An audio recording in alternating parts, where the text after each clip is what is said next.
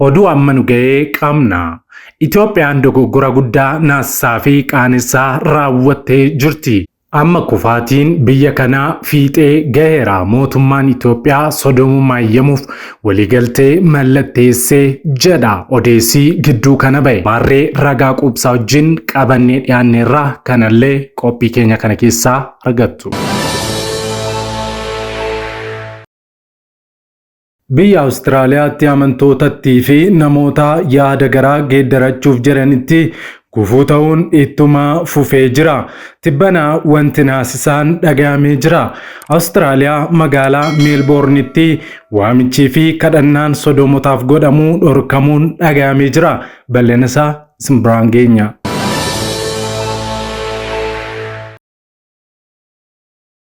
ታዩት ዶክመንት ተጠቅሷል። እዚህ ውስጥ ስሙ በስም ነው የተጠቀሰው። ኢንተርናሽናል ቴክኒካል ጋይዳንስ ኦን ሴክሹዋሊቲ ኤጁኬሽን በስም ተጠቅሷል። ይሄ ዩኔስኮ ያዘጋጀው ነው። የሁሉን አቀፍ የወሲብ ትምህርት ማንዋል ነው። የሴክስ ኤጁኬሽን ማንዋል እና እነማን ናቸው ተባባሪዎች? ይሄው ተደርድረው ታያቸዋላችሁ። ቅድም የጠሩ ዩኒሴፍ ሁሉ አሉ፣ ደብሊውኤችኦ፣ ዩኤን ዊመን፣ ዩኤን ኤድስ፣ እነዚህ ሁሉ የዩኤን ኤጀንሲስ ማለት ነው። ስትገቡ በጣም ብዙ አደገኛ ነገሮች አሉ። ስለ ውርጃ ያወራል፣ ስለ ግብረ ሰዶም ያወራል፣ ስለ ጾታ መቀየር ያወራል። የተለያዩ ጾታዎች እንዳሉ እና እነሱን ስለ ማክበር የተለያየ አይነት ቤተሰብ ምን ማለት ነው? ወንድ ከወንድ ሴት ከሴት የሚመሰርቱት ቤተሰብ፣ መጽሐፍ ቅዱሳዊ ያልሆነ ቤተሰብ፣ እሱን ሁሉ ፕሮሞት የሚያደርግ ነው።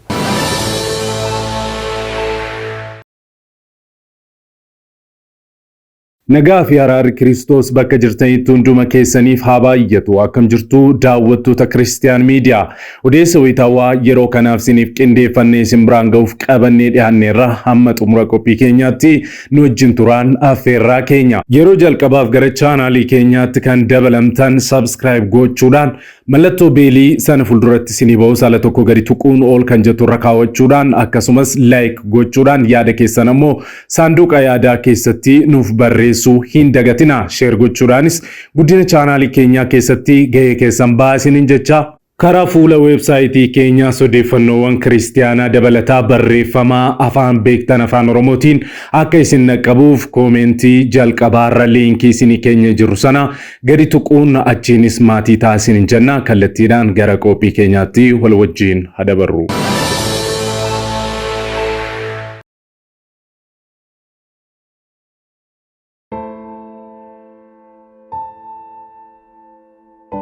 Video kana like gochuudhaan jalqabaa. Odeessa keenyaarraa oduu ammee argameen jalqabna. Itoophiyaan dogoggora guddaa fi naasisaa akkasuma qaanessaa raawwattee jirti jedhu. Akka Evangelical Council Mediaan gabaasetti gamtaa Awurooppaa fi Itoophiyaan waliigaltee ikoonoomii yeroo mallatteessanitti mirga gaa'ela saala wal fakkaataas eeguuf akka waliigalan dhaga'amee jira. Waliigaltee kanarratti biyyi Afrikaa Namiibiyaa jedhamtu baay'ina uummataa miliyoona 2.6 ol qabdu garuu mormuu ishee fi deeggarsa isaanis diduun ishee dhaga'amee jira. Kanaan dura biyyoonni akka Yugaandaa fi Gaanaa deeggarsichaas waliigaltichaas fudhaa badaa jechuudhaan gocha ciggaasaa isaanitti aggaamame kana mormuun isaanii ni yaadatama. Dhimmi kun ifatti kan mormamuu qabuu fi Itoophiyaan waliigaltee kana keessaa ba'uu akka qabdus Dr. Siyyuum gaafatanii jiru. Dhimmi kun paarlaamaa Itoophiyaatti dhiyaachuuf jira. Amma qaamonni abboota amantaa ta'anis bakka bu'anii achi keessa jiran waliigaltee Itoophiyaan goote kana diiguu akka qaban akeekkachiisus qabu jedhanii jiru Dr. Siyyuum. ተቃውመዋል። ይሄው ሌላ Republic of Namibia. Consideration of the signing of the new partnership agreement NPA between the European Union and the Organization of the African, Caribbean and Pacific States OACPS. ተቃውሞ ይሄው በዝርዝር ለፓርላማ የቀረበ ለናሚቢያ ፓርላማ እና አንድ ያስቀመጡት በጣም ደስ ያለኝ ነገር ያሁን ችግሩን ነቅሰው አውጥተው በቦልድ የተጻፈው ነገር ሁሉ እሱን ነው የሚያሳየው። ያው ምን ይላል? the treaty does not have a glossary of terms የቃላት መፍቻ የለውም or a definition section ይሄ ሌለው ነገር ውስጥ አልገባም ማለች ናሚቢያ ትንሽ ስቴት 2.6 ሚሊዮን ህዝብ ያላት ሀገር ነው እንዲህ አይነት ትልቅ ማስተዋል ከዛ ተገኝቷል እኛ ጋር ከዚህም የበለጠ አቅም አለን ነው የኔ ያለው አደጋ እዚህ ውስጥ ያለውን አደጋ በጣም ተመልከ the new partnership agreement ማለትም ይሄ refers to over 80 regional and international treaties strategies initiatives and programs that may not be legally binding agreements or processes and our country may not necessarily be a part to እኛ የማይመለከተን ከ80 በላይ አካባቢያዊ አጉራዊ ዓለም አቀፋዊ ስምምነቶች ተጠቅሰዋል እዛ ውስጥ እንድንገባ እየተገደድን ነው ማናቃቸው ውስጥ የማይመለከተን ስለዚህ ይሄ ባለበት ሁኔታ አንፈርም ብለዋል ሌላም ብዙ መጨመር ይቻላል እና ስለዚህ ይሄ ሁሉ ትኩረት ተሰጥቶት በህዝብ ተወካዮች ምክር ቤት የግና ጉዳዮች ቋሚ ኮሚቴ ያለ የንግድ ጉዳዮች ቋሚ እነዚህ ሁሉ በቀጥታ ይመለከታቸዋል ታሪካዊ ስተትን በታሪካዊ ህክምና መስጠት አለባቸው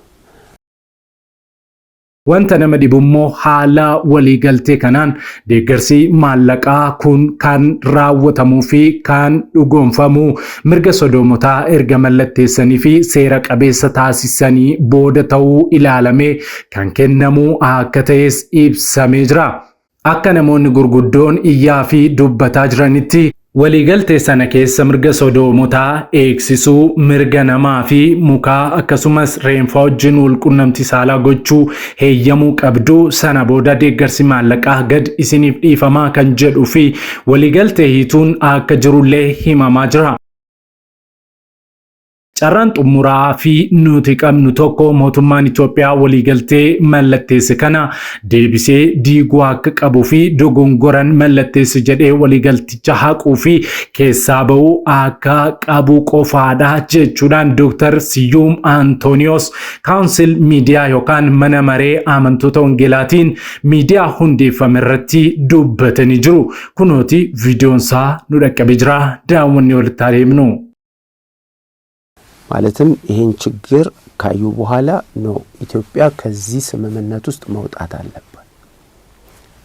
የንግድ እና ኢኮኖሚ ትብብር ስምምነት ጥሩ ነው፣ ግን እነዚህ ነገሮች እኛን አሳሪ ስለሆኑ በቀጥታ ይሄን ጉዳይ እንድንተገብር ማንገደድ መሆናችን በግልጽ ታውቆ ካልሆነ በስተቀር ፈረምን ብለን ከዚህ በኋላ አንቀጥልም። ዲሳይን ማድረግ አንሳይን ማድረግ ይቻላል።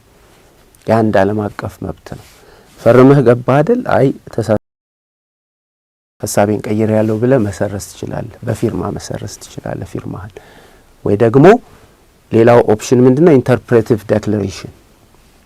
ምን ማለት ነው? ጃማይካ እንዳረገችው ማለት ነው። እኔ እዚህ ነገር ውስጥ ምገባው አለች ጃማይካ። እንደው ኖቬምበር 15 ላይ አልፈረመችም ዘግይታ የራሷን አዘጋጅታ ማለት ነው። እነዚህ ነገሮች ችግር ስላላቸው እኔ እነዚህን ነገሮች በራሴ ትርጉም በራሴ መንገድ መተረጉማቸው ከሆነ ብቻ ነው መፈረመው ብላ ዶክመንት አዘጋጅታ ነው ሄዳ የፈረመችው። እና ይሄ መብት አለ እንደ ሉዓላዊ። ስለዚህ ሉዓላዊነትንም የሚጥስ ዶክመንት ነው እና በገንዘብ ስም ባሪያ የሚያደርግ እንዳው ኒዮ ኮሎኒያሊዝም ወይም አዲስ አይነት ቅኝ አገዛዝ ነው የሆነ ያለው። አንድ ወደ እናንተ ልምጣ። ይሄ የምታዩት ዶክመንት ተጠቅሷል። እዚህ ውስጥ ስሙ በስም ነው የተጠቀሰው። ኢንተርናሽናል ቴክኒካል ጋይዳንስ ኦን ሴክሹዋሊቲ ኤጁኬሽን በስም ተጠቅሷል። ይሄ ዩኔስኮ ያዘጋጀው ነው። የሁሉን አቀፍ የወሲብ ትምህርት ማኑዋል ነው፣ የሴክስ ኤጁኬሽን ማኑዋል። እና እነማን ናቸው ተባባሪዎች? ይሄው ተደርድረው ታያቸዋላችሁ። ቅድም የጠሩና ዩኒሴፍ ሁሉ አሉ፣ ደብሊውኤችኦ፣ ዩኤን ዊመን፣ ዩኤንኤድስ፣ እነዚህ ሁሉ የዩኤን ኤጀንሲስ ማለት ነው። እና ውስጡ ስትገቡ በጣም ብዙ አደገኛ ነገሮች አሉ። ስለ ውርጃ ያወራል፣ ስለ ግብረ ሰዶም ያወራል፣ ስለ ጾታ መቀየር ያወራል። የተለያዩ ጾታዎች እንዳሉ እና እነሱን ስለማክበር የተለያየ አይነት ቤተሰብ ምን ማለት ነው ወንድ ከወንድ ሴት መጽሐፍ ቅዱሳዊ ያልሆነ ቤተሰብ እሱን ሁሉ ፕሮሞት የሚያደርግ ነው እና አልፎ ተርፎ ልቅ ወሲብን እና ደግሞም ይሄ ፕሮስቲቱሽን ግልሙትና ሁሉ የሚያበረታታና መታቀብ ደግሞ ውጤታማ እንዳልሆነ የሚያስተምር ዶክመንት እና ቅድም የጠቀስኩት የዛምቢያው የዚምባብዌው ከአስከሬን ጋር ከአይነ ምድር ጋር ሴክስ ከዚህ አይዲዮሎጂው ከዚህ የመነጨ እና ይሄ በስም ተጠቅሷል እዚህ ውስጥ ይሄንን መተግበር ይግድ ይላል እና እዚህ ውስጥ አይናችን እያየ መግባት የለብንም ለነሱ ኖርማል ሊሆን ይችላል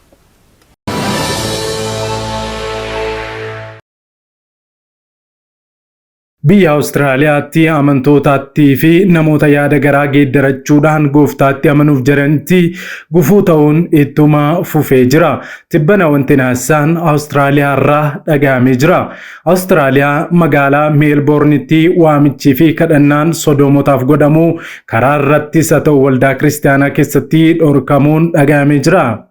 Bulchiinsi biyya Awustiraaliyaa magaalaa Meelboorn waamichii fi dhuga baatiin akkasumas kadhannaan sodoomotaaf taasifamu kamuu akka hin adeemsifamnee fi sodoomonnis gaabbanii kadhannaa fi waamicha isaaniif taasifamu fudhatanii gara gooftaatti akka hin deebineef gufuu ta'uun isaa dhaga'amee jira. Bulchaan magaalattii seexana gargaaruudhaan ulaa itti namoonni gara waaqayyootti deebi'anii fayyan hundumaa cufuurratti argama. Mee amma namni tokko lallaba karaa irrattis ta'ee karaa kamiinuu sodoomotaan yaada garaa keessan geeddaradhaa jedhee yoo labsee namni yoo fayyee maaltu isaan galche maaltus isaanirraa hirrata. Garuu dubbichi dubbii hafuuraati. Ejjumni isaanii wal fakkaataa hafuuradha. Hafuura ejjaatu sammuu isaanii qabataa jechuudha. Namni hafuuricharraa yoo addaan ba'e malee fayyuu hin danda'u. Dhorkiin ba'e kunis manneen amantaa biyyattii keessatti argaman maratti seerarraa akka oolu ibsamee jira. Haaluma wal fakkaatuun bineensichi ijaarsa mootummaasaa cimsuu fi ergamasaa as baasuuf hojjetaa jira. Dhiyeenya kana intarneetiin akka addunyaatti baduu danda'a jedhamee odeeffamaa tureera. Ta'us dubbichi guyyaa jedhametti yoo cituudhaa baateyyuu garuu akka addunyaatti gargar kutanii biittaa mootummichaa fiduuf akka jiran ibsamaa jira. Egaa bineensichi yeroon isaa gaafa ga'uun dhufa. Addunyaas waggaa 3 walakkaaf hin bulcha. Raafamnii fi jeequmsi guddaan baroota jalqabaa 3 walakkaa sanaaf hin argamu. Sana booddee garuu deebi'ee ni ka'a. Dhumaatii guddaanii fi jeequmsi guddaanis hin ka'a. Kanuma keessaa immoo kiristaanonni fi waldaan kiristaanaan butamti. Gooftaan keenya Yesuus Kiristoosis deebi'ee dhufa. Kanaaf macaafa qulqulluu haardi koppiin yookaan namoonni of biraa hin qabne immoo bitadhaa isiniin jenna. Sababni isaas soofti koppii fi intarneetiin baduu sababa danda'u. Kanaafis Waaqayyoo kajeellaa garaa isaaniitiin xuraa'ummaatti walii isaanii gidduuttis dhagna isaanii salphisuutti dabarsee isaan kenne. Isaan dhugaa waa'ee Waaqayyoo sobatti jijjiiraniiru. Waaqayyoon isa hundumaa uume dhiisanii uumamaafis sagadaniiru, hojjetaniiru. Waaqayyo garuu bara baraan galateeffamaadha. Ameen. Hojii ergamootaa boqonnaa 14 lakkoofsa 16 tokkoffaa Tasalonqee boqonnaa 4 lakkoofsa 5 dubbifadha. Sababii kanaaf Waaqayyo kajeellaa nama salphisutti dabarsee isaan kenne. Dubartoonni isaaniis karaa ittiin fedha fooniitiin dhiiraa wajjin wal bira ga'an isa uumamaan kennameef dhiisanii gara isa uumamaan isaaniif hin kennaminitti jijjiirratan. Warri dhiiraas akkasuma karaa ittiin fedha fooniitiin dubartoota wajjin wal bira ga'an isa uumamaan kennameef dhiisanii kajeellaa walii isaaniitiin gubataniiru. Warri dhiiraas warri isaanii gadhoomsanis beekaa karaa irraa jallisuu isaaniitiif adaba dhagna isaaniitii akka ta'utti fudhataniiru. Isaan Waaqayyoon beekuu dubbii qajeelaatti waan hin lakkaa'iniif Waaqayyo immoo yaada jal'aadhaa fi waan namni hin hojjenne hojjechuutti dabarsee isaan kenne. Isaan jallina hammina sassata gadhummaa hundumaan guutamanii turan. Kanaanis guutamuudhaan hin hinaafu, hin ajjeesuu, nama hin loluu, hin gowwoomsuu, walis hin gadhoomsuu, warra kaanis isa gadhee hin hawwuu, dhoksaa namaas hin mul'isuu, hin hamatuu, Waaqayyoon hin jibbuu, humnaanis namarratti hin ka'uu, hin afuufamuu, of hin jajuu, hamaa lafaa fuudhanii hin bixxiluu, warra isaaniif hin abboomaman jedha Roomee boqonnaa 1:24 hamma 30.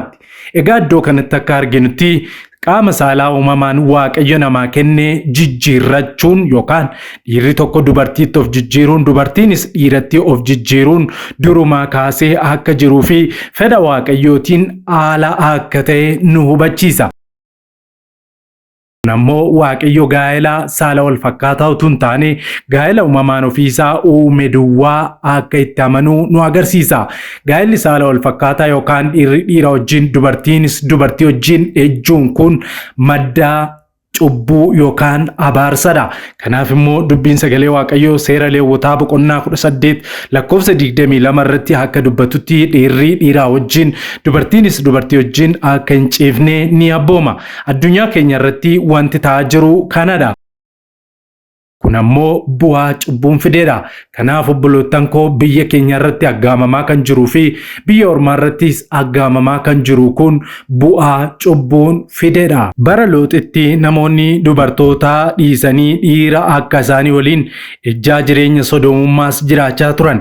Bara Looxitti durboonni hedduutu biyya lafaarra turan.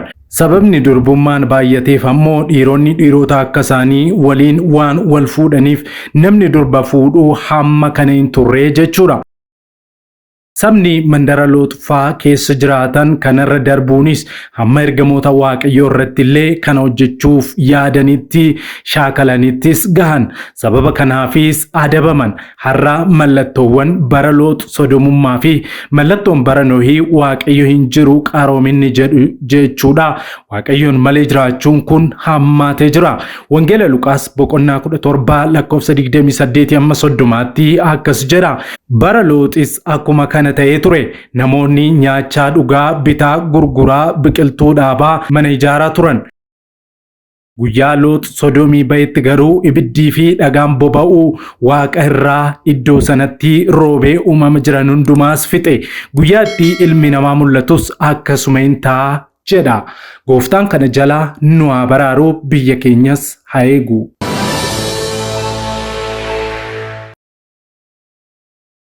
Waggoota dheeraadhaaf kiristaanonni miidiyaalee ittiin sagalee isaanii ibsatan dhabuun rakkataa turaniiru. Bari'uun waan hin oolleef maarree kunoo Kiristiyaan miidiyaa sagalee nuuf ta'aa jira. Kanaaf miidiyaa haqaa odeeffannoo dhugaadhaaf wayitaawaa yuutuubii Kiristaan miidiyaa subscribe, like, share godhaa. warra sagalee dhabaniif sagalee ni taana. Yesuus fayyisaadha. Egaan daawwattoota Kiristiyaan miidiyaa qophiin yeroo kanaaf siniif qindeeffannee kanneen hanga ammaatti daawwattanidha. Yeroo jalqabaaf yookaan qophii keenya walakkaatti gara chaanaalii keenyaatti kan dabalamtan subscribe gochuudhaan mallattoo beelii sana fuulduratti sinii ba'u ala tokko gadi tuquun ol kan jettu irra kaawwachuu akkasumas like share gochuun saanduqa yaadaa keessatti immoo yaada keessan nu kaa'uu hin dagatina. Dabalataan karaa fuula weebsaayitii keenyaa www.christiannewsethiopia.com odeeffannoowwan kiristiyaanummaa afaan beektan afaan Oromoo argachuu hin dagatina isiniin jenna. Liinkii isaa koomentii jalqabaarra isinii keenya. Sa'aatii muraasaa booddee odeeffannoo haaraaf gara biraatiin amma deebinee ol arginutti turtii gaarii isiniif haa ta'u. Nagaan tura.